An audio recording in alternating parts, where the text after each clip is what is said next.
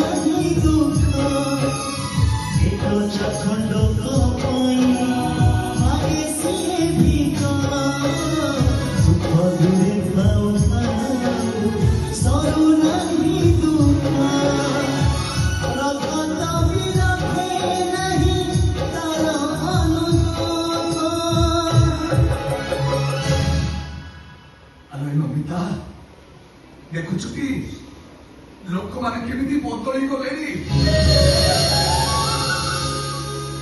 ସମସ୍ତେ କହନ୍ତି ପିଲାର ପେଟ ଦେଖି ମା ଭୋକ କଥା ଜାଣିପାରେ।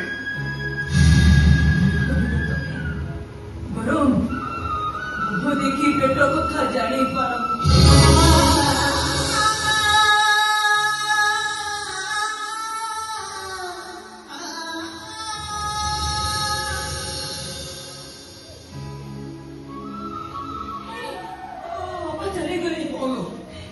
ଚାଲିଗଲେ କିଛି କହିଲେନି ଚାଲିଗଲେ। ମତେ ବି ପଚାରିଲେନି। ମତେ ମୁଣ୍ଡ ଘୋଡେଇ ଯାଉଛି। ମତେ ଚାରିଦିନ ଅନ୍ଧାର ଦେଖାଯାଉଛି। ଏମିତି ଅଧୈର୍ଯ୍ୟରେ କଣ ଚଳିବ? ମୁଁ କଣ ମୋ ପାଇଁ ବ୍ୟସ୍ତ ହଉଛି କି? ସକାଳୁ କିଛି ଖାଇନି। ମୋ ପେଟ ଭିତରୁ କଣ ହେଇଯାଉଛି। ମୋ ଦେହ ମୁଣ୍ଡ ଥରି ଉଠୁଛି।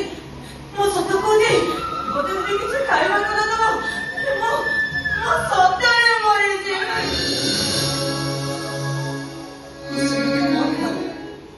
ଚାଲେ ମୁଁ ତତେ ଯୋଉଠୁ ଯେମିତି ଖାଇବା ଆଣିକି ଦେବି। ଚାଲେ ଯିବା। ମୁଁ ତମ ସହିତ ପଡିଯିବି। ତମେ ଖାଲି ମିଛ କହୁଛ। ଆମେ କଣ ମିଛ କହିଲି? ସକାଳ ପହର କହୁଛ ତମ ପାଇଁ ଖାଇବା ପାଇଁ ଆଣିବା ପାଇଁ ଯାଉଛି। ଏଇ ଗଲି ଏଇ ଆଇଲି ଖାଲି ଯାଉଛ ଆସୁଛ। ହେଲେ ମୋ ପାଇଁ ଖାଇବା ଆଣୁନ। ମୁଁ କଣ ମରିଗଲେ ତମେ ଖୁସି ହବ? ସେମିତି କହନିଲ। ମୁଁ ସତ କହୁଛି ତୁ ଘରେ ରହିବୁ। ମୁଁ ତୋ ପାଇଁ ଯୋଉଠୁ ଯେମିତି ତୋ ପାଇଁ ଖାଇବା ଯୋଗାଡ଼ କରି ଆଣିବି। ଚାଲେ ଯିବା।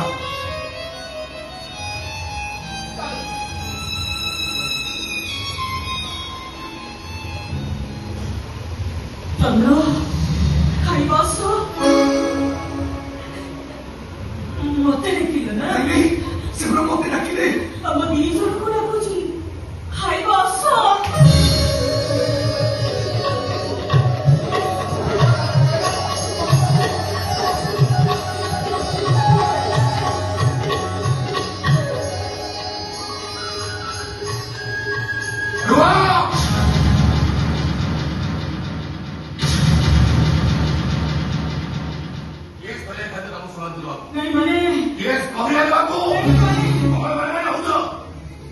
ଖାଦ୍ୟ ଯୋଗାଡ଼ କରିବା କେତେ କଷ୍ଟ କରିବାକୁ ପଡୁଛି ଚିନ୍ତା କରୁଛ? ସେମାନେ ସକାଳୁ ଉପବାସ ଅଛନ୍ତି। ସାରା ମୋ ପାଖରେ ପିଲା ଅଛି। ଉପବାସ ଅଛି। କେମିତି ଖାଇବ ନ ଖାଇବ ସେ କଥା ଚିନ୍ତା କରିବା ଦାୟିତ୍ୱ ହଉଛି ତା ସ୍ୱାମୀର। ମୁଁ ତମକୁ କହିନଥିଲି ପେଟରେ ବସି ବାପ ପାଇଁ ମୁଁ ତମକୁ ବାଧ୍ୟ କରିଦେଲି। ଭୋକ ହଉଛି ଭାଇ। ଭୋକରେ ମୋ ଦେହ ମୁଣ୍ଡ ଘୋଡେଇ ହେଇଯାଉଛି। ମତେ ଚାରିଦିନ ଅନ୍ଧାର ଦେଖାଯାଉଛି। ଏବେ ତାଙ୍କର ଦୋଷ କଣ କହିଲ? ଅଥଚ ସାନ ବାବୁଟ ଖାଇବାକୁ ଦିଅ। ଦୋଷ ହଉଛି ସେ ଉପବାସ ରହିବା ଉଚିତ। ତମେ କଣ ନିଷ୍ଠୁର ହେଇଗଲ? ମତେ ନିଷ୍ଠୁର କରିଛୁ କିଏ? ତମେ ଖାଦ୍ୟ ନବ ନା ମୁଁ ଏଟା ଫୋପାଡ଼ି ଦେବି। ଭାଇ ମୁଁ କାମ କରୁନି, ମୁଁ ଅକର୍ମା। ମୋର ସିନା ଖାଇବାର ଅଧିକାର ନାହିଁ। ହେଲେ ଭାଇ ମୋ ନମିତାର ଦୋଷ କଣ? ସେ କାହିଁ ମୋ ପାଇଁ ପାଶ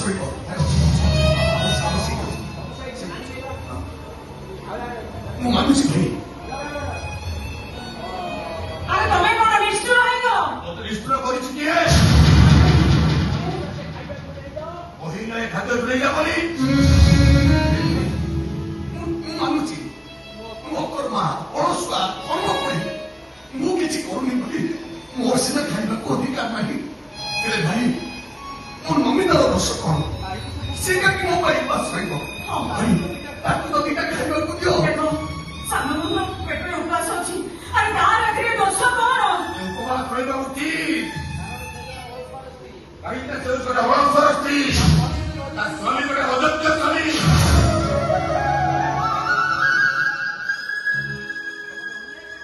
ତମେ ଅନ୍ୟାୟ କରୁଛ ଭାଇ। ମତେ ତମେ କେମିତି ବଦଳି ଦେଲ ଭାଇ? ମୁଁ ସତ କହୁଛି ଆମେ ନିଜର ସତରେ ମରିଯିବୁ ଯେ। ଏ ଭାଇ ସକାଳେ ଏ ଘରୁ ଗଲା ବେଳଠାରୁ ଖାଇବ କହି ପାଗେଳି ହେଇଯାଉଛି। କେତେ ଜାଗା ବୁଲି ସାରିଲିଣି, କୋଉଠି ବି କିଛି ମିଳିଲାନି ଭାଇ। ଏକେ ମଣିଷ ଅଛନ୍ତି ସେମାନେ ସମସ୍ତେ ଉପବାସ କରୁଛନ୍ତି। ଆରେ ଗାଈ ଗୋରୁ ଛେଳି ମେଣ୍ଢା ସେମାନେ ଯଦି ଖାଦ୍ୟ ଯୋଗାଯୋଗ କରୁଛନ୍ତି, ତୁ ଯୋଗାଯୋଗ କରୁ କାହିଁକି?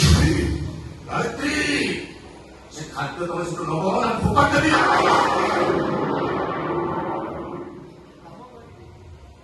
ମୁଁ କାମ କରିବି, ମୂଲ ମାଗିବି, ମୋଟ କହିବି, ଅଳିଆ ସଫା କରିବି, ଆଉ କେବେ ବି ତମ ଦୁଆରକୁ ଆସିବିନି।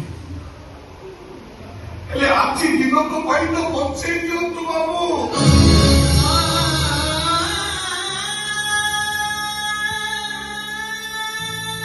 ବାବୁ ଏ ଦେଖ ସଞ୍ଜ ହେଇଗଲାଣି।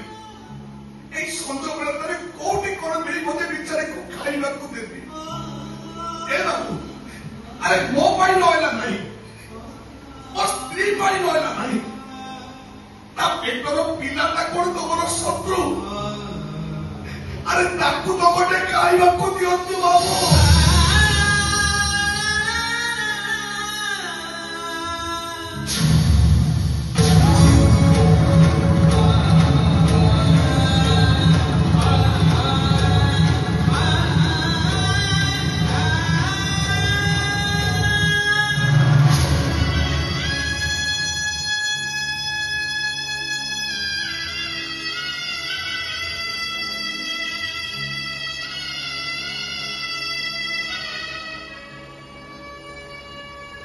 भाई कौन है शिवे? सालो भाई ମୁଁ ଏ କଥା ଶୁଣୁଛି ତୁ ଗାଁ ସାରା ବୁଲି ବୁଲି ଗାଁ ଲୋକଙ୍କୁ ଚୁଲା ଚାଉଳ ମାଗୁଛୁ। କଣ ପୂଜା ଚନ୍ଦ୍ର ଗାଁ ସାରା ବୁଲି ବୁଲି ଚୁଡ଼ା ଚାଉଳ ମାଗୁଛି? କଣ କହୁଛ? ଏ କଥା ମୁଁ ଅନେକ ଥର କହିଲିଣି। ଚନ୍ଦ୍ର ଭାଇ ଗାଁ ସାରା ବୁଲି ବୁଲି ଗାଁ ଲୋକଙ୍କୁ ଚୁଲା ଚାଉଳ ମାଗୁଛୁ। କେହି ଦେଲେ ଦିଲ କିଏ କହିଲା? ମୁଁ କାଳେ ମଜାକ କରୁଛି? କିଏ କହିଲା ମୁଁ ମାନେ ଭାଇଆ ହେଇଯାଇଛି? ଆଉ କିଏ କହିଲା ୟା ପାଇଁ ଇଞ୍ଜିନିୟର ତ ଇଏ ଆମକୁ ପରୀକ୍ଷା କରୁଛି? ସତ୍ରୀ କଣ ତମେ? ଆମ କଣ କରିବା ସ୍ତ୍ରୀ? ମୋର ସିନା ଭୋକ ସହିତ ଅଭ୍ୟାସ ଅଛି, ଆମ ତୋର କଣ ଅଛି? ଆଉ ତୁ ତ ଖାଇବୁ ପାଇଁ ପାଗେଳି ହେଇଗଲୁ। ଦରକାର ନାହିଁ ମୋର ଖାଇବା, ମୋତେ କଥା ଦିଅ। ଆମେ ଦି ଜଣ ମଧ୍ୟ ଭୋକ କଷ୍ଟରେ ମରିଯିବା। ହେଲେ ତମେ ଆଉ ଭିକ ମାଗିବନି।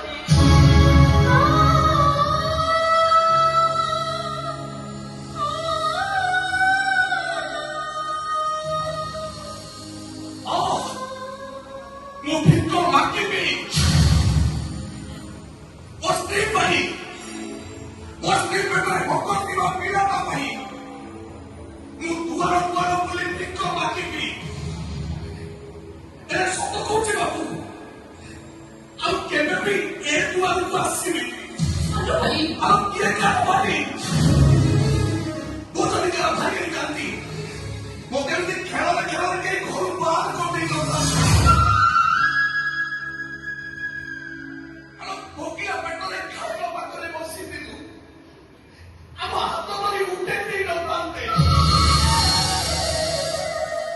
ଆମେ ଦି ଜଣ ଉପାସରେ ଅଛୁ,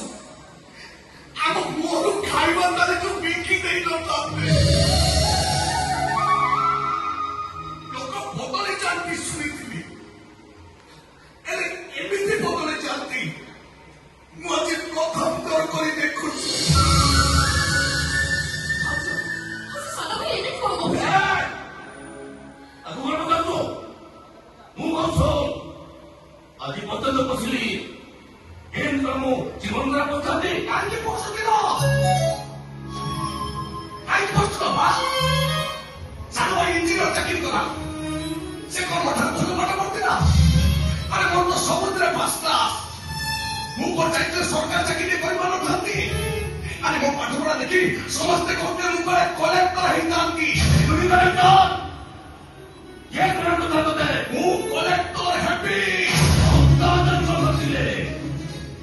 କଲେକ୍ଟର ହବା ଦୂର କଥା ଗୋଟେ ପିଅନକୁ ହେଇପାରିବୁନି ମୁଁ ତମକୁ କଥା ଦେଇଯାଉଛି ହରିଶ ଦାସ ଏ ଚନ୍ଦ୍ର ଦିନେ କଲେକ୍ଟର ହବ ତମ ଇଞ୍ଜିନିୟର ଭାଇଟାକୁ ବହୁତ ବଡ ଚାକିରି କରିବ ଆଜି ତମେ ମତେ ତମ ଘରୁ ବାହାର କରିଦେଇଛ ଦିନ ଆସିବ ମୋ ଦୁଆର ଆଗରେ ତମେ ଗୋଡ ଭାଙ୍ଗି ଠିଆ ହବ ମନେ ରହ ସେ ଦିନ କେବେ ବି ଆସିବନି ଆସିବ ଆସିବ ହରିଶ ଦାସ ସେ ଦିନ ଅଳ୍ପ ଆସିବ ମହିଳାବାଦୀ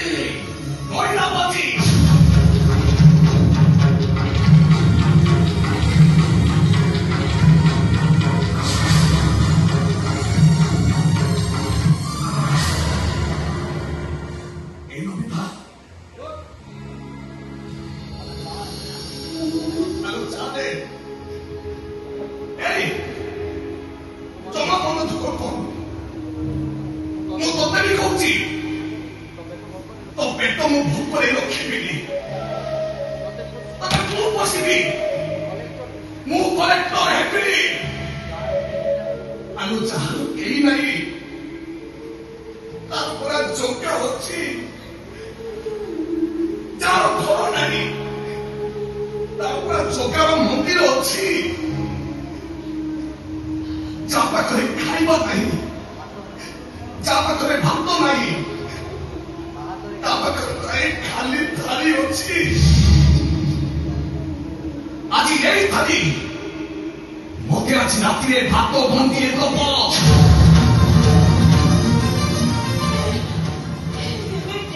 ଓରେ ଚାମା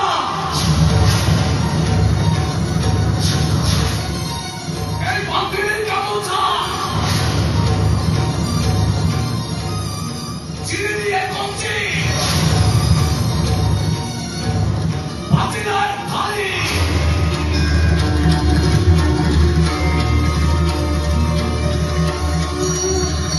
এই সন্ধ্যাটাই মন্দির বেড়াতে বসবি বউ বাবু ভাইয়াକୁ চূড়া কি চাউଳ ମାଗିବିନି ଆଜି ପର୍ଯ୍ୟନ୍ତ ଚନ୍ଦ୍ର ହଜାର ହଜାର ଦର୍ଶକମାନଙ୍କ ପାଇଁ ହରିଶ୍ଚନ୍ଦ୍ର ଗୀତ ଗାଉଥିଲା ଆଜି ମୋ ସ୍ତ୍ରୀ ପାଇଁ ମୋ ସ୍ତ୍ରୀ ପେଟର ପିଲା ପାଇଁ ଏ ଚନ୍ଦ୍ର ବୁଲି ବୁଲି ଜଗନ୍ନାଥଙ୍କର ସେଇ ଗୀତ ଗାଇବ ମୋ ପେଟ ପୋଡ଼ିଯାଏ ଭୋକ ବିକଳରେ ମୋ ପେଟ ପୋଡ଼ିଯାଏ ଭୋକ ବିକଳରେ ତୁ ଷାଠିଏ କୋଟି ଆଣ୍ଠୁ ରେ ମୋ ଘର ଦେଉରିଆ ବନ୍ଧୁ ବାହାରେ ମୋ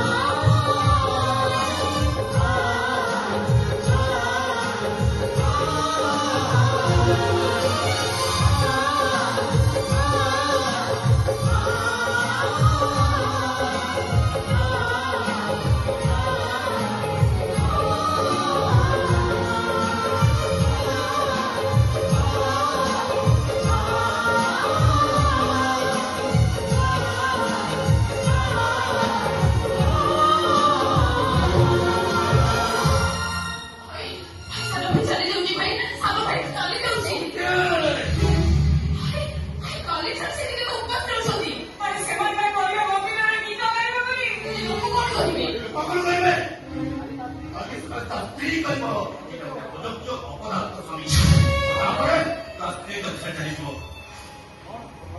କଣ ଭଲ ହବ ତାପରେ ଆରେ ମୁଁ ଛାତିକୁ ପଥର କରିଦେଇଛି ତୁ ବି ଛାତିକୁ ପଥର କରିଦେଲେ ଭଉଣୀ